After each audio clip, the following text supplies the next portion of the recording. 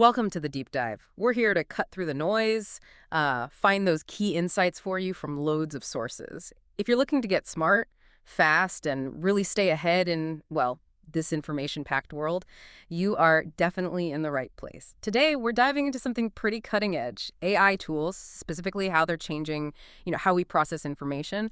We're focusing on NotebookLM. They just released a video feature, and our source material for this is a first-hand look, published August 8th, 2025. So really fresh. Right. And our mission today really is to unpack what this new video thing actually does.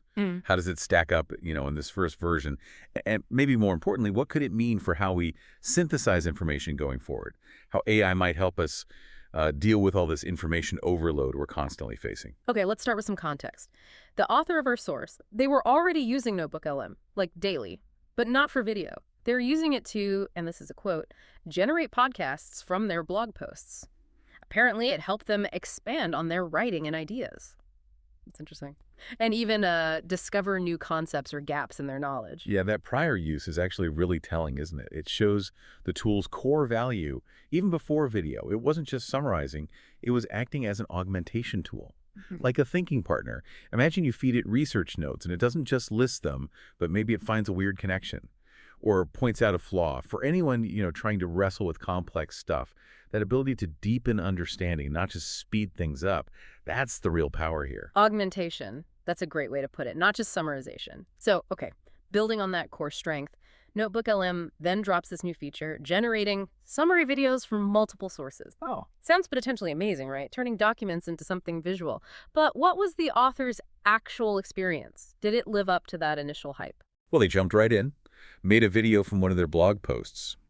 And the first thing they noted, which is pretty important, was the audio. They said the audio content was of excellent quality. Okay, so the sound is good. That's a solid start. Definitely. Clear audio is fundamental for, taking in content easily. Right. So that part seems really well developed already. And here's where it gets kind of interesting, maybe less polished.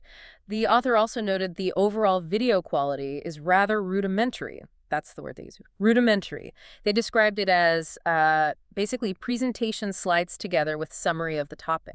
Like an automated PowerPoint with narration. Exactly. So less dynamic movie, more automated slideshow. Does that feel like a technical limitation or maybe a strategic choice, like get the basics working first? That's a really good question, and I suspect it's much more of a strategic choice, at least for this first iteration. It points to that classic iterative development we see with AI. Nail the core function first, pulling info from sources, creating a coherent narrative, getting that excellent audio. That's the engine. The flashy visuals, the animations. That's complex. It often comes later, maybe based on user feedback from versions like this one. Right, get the foundation solid before adding the fancy trim. That makes sense. And the author seemed to get that too. They were actually pretty optimistic. They mentioned hoping to see more refined animation and presentation in the upcoming releases. Yeah, they see the potential there.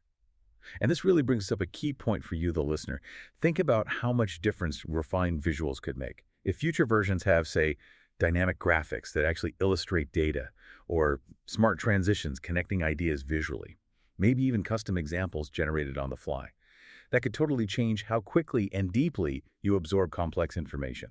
It makes it stickier, more memorable than just audio. So let's quickly recap then. NotebookLM's video feature. It's early days, the visuals are basic, kind of like slides right now, but the core function, summarizing multiple sources, builds on its strength as an augmentation tool. And the audio quality is apparently excellent, so definite promise there for how we might engage with knowledge differently in the future. Absolutely. And as we wrap up, here's something to mull over. AI is moving beyond just text and audio. It's getting better and better in creating sophisticated visual content.